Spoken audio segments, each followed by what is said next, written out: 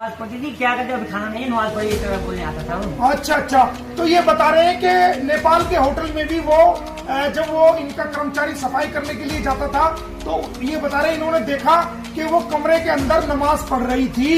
तो दोस्तों ये कितना बड़ा धोखा हम भारतीयों के साथ हो रहा है। मोमिन मलिक एडवोकेट, गुलाम हैदर का वकील, भारतीय वकील, इस केस की हकीकत को जानने के लिए, इस केस की तह तक पहुंचने के लिए नेपाल काठमांडू मौजूद हूं और मैं उस होटल में मौजूद हूं जिस होटल में सीमा हैदर जो है वो 10/3/2023 को जो दुबई शारजा के रास्ते होती हुई नेपाल में आई थी और लगभग 7-8 दिन इस होटल में रही थी और सचिन उससे पहले यहाँ पर आ गया था और यहाँ पर कमरा नंबर 204 में वो लोग रुके थे और आज मैं उसी होटल में मौजूद हूँ। उस होटल को मैंने देखा है, समझा है और वहाँ के मालिक साहब से जो भक्त बहादुर खटका जी हैं वो मेरे साथ मौजूद हैं। नमस्कार भाई साहब, कैसे हैं आप? सब ठीक है सर। अच्छा बहादुर साहब, मैं मोमिन मलिक एडवोकेट हूँ, भारत से आया हूँ, इंडिया से। और जो ये सीमा हैदर है, इसके जो पति हैं पाकिस्तान में, गुलाम हैदर, मैं उनका वकील हूँ। उनके 4 बच्चे लेकर के ये दोबारा आई है 13/5 को दोबारा ये फिर आई है 2 महीने के बाद 13/5 को ये दोबारा नेपाल के रास्ते आई है। तो दोबारा तो आपके होटल में ये आई नहीं, एक बार ही आई थी। तो ये बच्चे लेके गुलाम हैदर के इलीगल तरीके से भारत में चली गई है। सचिन और ये इलीगल तरीके से, सचिन आगे इसको वो है तो ये उन बच्चों को लेकर चली गई है। तो मेरे अब ये वहां जाके कहती है, वहां जाकर के इसके खिलाफ FIR एक दर्ज हुई है। ये आप देखेंगे कि ये इसके खिलाफ एक FIR है जो कि भारत में इसके खिलाफ FIR दर्ज हुई है और ये वो FIR है जो भारत में इसके खिलाफ दर्ज हुई है। ये देखेंगे आप ये देखेंगे, ये पढ़ेंगे 159 नंबर रघुपुरा में। तो वहां पर ये जब बेल ले लेती है, कोर्ट से बेल मिल जाती है तो ये कहती है कि मैं सचिन की वाइफ हूँ और जमानत लेते हुए ये कहती है कि मैं गुलाम हैदर की वाइफ हूँ। तो हमारे और कहती है कि मैंने हिंदू धर्म परिवर्तन कर लिया था और उससे सिलसिले में कुछ जवाबात हम आपसे करेंगे सवाल, तो आप हमें उनका जवाब देना। हमें ये बताइए सर कि ये आपके होटल में कितने दिन रुकी थी? तो 7-8 दिन थे। अच्छा, 7-8 दिन थे। 7-8 दिन आपके होटल में ये रुकी थी।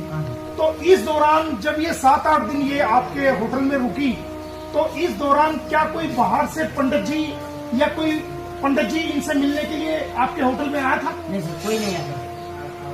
किसी प्रकार का कोई पंडित जी जो शादी कराता है, जो नेपाल में शादी होती है हिंदू रीति रिवाज के अनुसार, वो जो है कोई भी जो है पंडित जी इसके कमरे में नहीं गया। और किसी प्रकार के, दोस्तों आप सुनेंगे जो हमारे भक्त बहादुर जी हैं, विनायक होटल के मालिक हैं, वो इस बात को कह रहे हैं कि सीमा जब यहाँ 7-8 दिन सचिन और सीमा यहाँ रुके थे तो कोई पंडित जी इनके होटल में नहीं आया और ना ही इनके कमरे में गया। आप ये बताइए, हिंदू रीति रिवाज के अनुसार, जो हिंदी रीति रिवाज, आप भी हिंदू हैं? हाँ, ये भी हिंदू हैं। तो हिंदू रीति रिवाज के अनुसार क्या बिना पंडित जी के कोई शादी हो सकती है? पंडित जी होते हैं, हमारी हवन होती है, फेरे लेने पड़ती है इस तरह से। हाँ, इनका कहना यह है कि बाकायदा पंडित जी के बगैर कोई शादी नहीं होती, हवन होता है और फेरे होते हैं, तब जाके हिंदू रीति रिवाज के अनुसार शादी होती है। तो दोस्तों, तो कोई वहाँ पर उस कमरे में, जो वो कमरा है, उस कमरे में कोई ऐसी जगह है जहाँ पर ऐसे घूम करके फेरे लिए जा सके? नहीं सर, कोई नहीं है। क्या आपने उसको सिंदूर लगाते हुए यहाँ देखा था? नहीं। ये एक ब्रेकिंग खबर है कि भक्त बहादुर जी कह रहे हैं कि कोई सिंदूर लगाते हुए हमने उसको यहाँ नहीं देखा, ना कोई फेरे हुए हैं और ना कोई पंडित जी यहाँ पर आया है।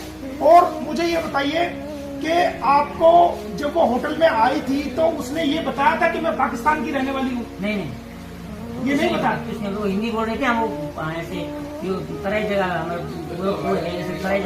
नेपाली हिंदी बोलते हैं तो हम यहाँ के समझे, एंट्री के यहाँ के एड्रेस में एंट्री के हम रख दिए। अच्छा, तो ये आपके सामने एक बहुत बड़ी खबर है दोस्तों कि पाकिस्तानी घुसपैठी जो भारत में घुसी है सीमा हैदर, उसने अपनी पहचान को होटल में छुपाया और ये नहीं बताया कि मैं पाकिस्तान की रहने वाली हूँ, बल्कि ये बताया कि नेपाल के जो तराई के इलाके हैं वहाँ की वो रहने वाली है। और इन्होंने भी समझा कि ये वहीं की रहने वाली है क्योंकि वो बहुत अच्छे तरीके से हिंदी बोल रही थी।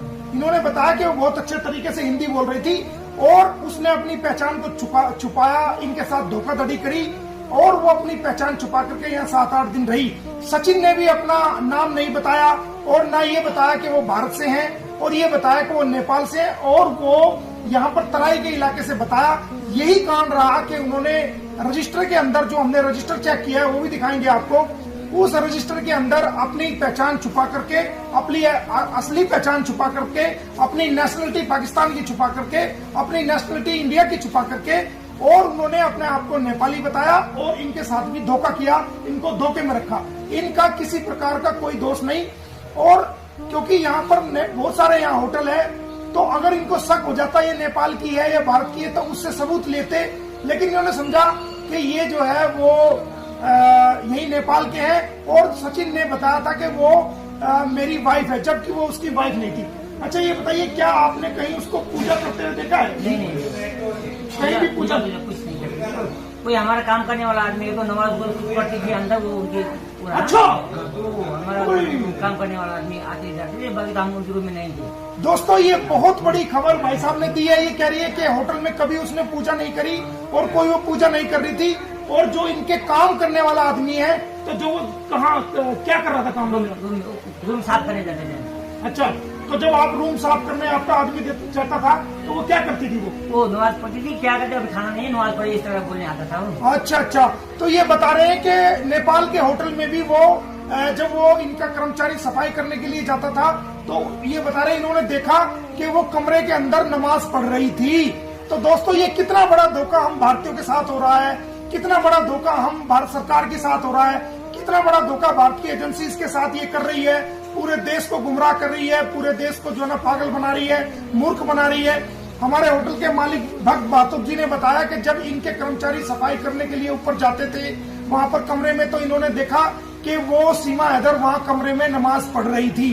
तो इससे क्या जाहिर हुआ कि वो एक मुसलमान की मुसलमान थी जब होटल में आई, और उसका कहना यह है कि वो पाकिस्तान में अपना धर्म चेंज कर चुकी थी, जो कि बिल्कुल गलत है, गुमराह है। और जब वो नमाज पढ़ रही थी, ना कोई पंडित जी आया, ना कोई फेरे हुए, ना किसी प्रकार की शादी हुई, और वो वहाँ पर नमाज भी पढ़ रही थी। ये हमारे भक्त बहादुर जी ने बताया है। और आप मेरे से एक सवाल और बताइए कि क्या कोई भारत की पुलिस आपके पास आई है आज तक? नहीं सर, नहीं। कोई जांच करने के लिए आई है? कोई भी नहीं। कोई पूछताछ के लिए टेलीफोन आया हो? नहीं, कोई भी नहीं। देखिए हमारी जांच एजेंसी जो रबुपुरा पुलिस है या कोई जेवर पुलिस है या कोई इन्वेस्टिगेशन एजेंसी है, उनका कोई टेलीफोन आज तक जो है वो भक्त बहादुर के पास नहीं आया है कि 1 साल से ऊपर का समय हो गया कि जांच जो चल रही है उस जांच में क्या किया गया है। किसी प्रकार का कोई इनसे जांच के रूप में कोई जो है ना इनके पास ना टेलीफोन आया है, ना इनसे आकर के किसी ने पूछने की कोशिश करी है कि सीमा हैदर कैसे आई, क्यों आई, किस प्रकार उसने नाम बताया। तो जांच के नाम पर भी हम कहेंगे कि इसमें जो जांच अधिकारी है वो पूर्ण रूप से मुझे लगता है कि वो विफल रहे हैं और वो आज तक जो है वो इस होटल से संपर्क नहीं कर सके, ना नेपाल में आ सके कि भाई जांच की जा सके कि नेपाल में उसका आने का कारण क्या था और कैसे वहां से गई। तो ये भी एक बहुत बड़ा सवाल जांच पे उठता है दोस्तों, जो हमारे भाई साहब ने क्लियर कर दिया है। तो दोस्तों ये सच्चाई जो आज आपके सामने आई है, इसको सुनकर के मैं भी हैरान हूँ और देश की जनता भी हैरान हो जाएंगी।